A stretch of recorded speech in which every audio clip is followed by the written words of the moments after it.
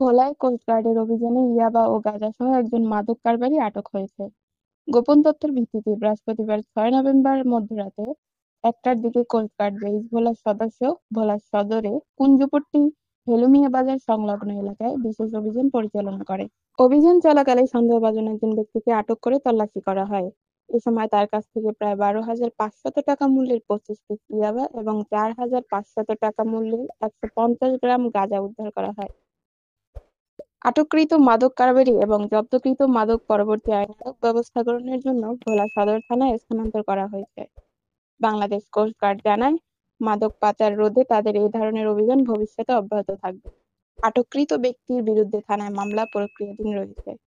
ভোলা থেকে সারা দেশ ৭১ এর নিজস্ব প্রতিবেদক মোহাম্মদ ইমন রহমানের পাঠানো তথ্যচিত্রে নিউজ ডেস্ক।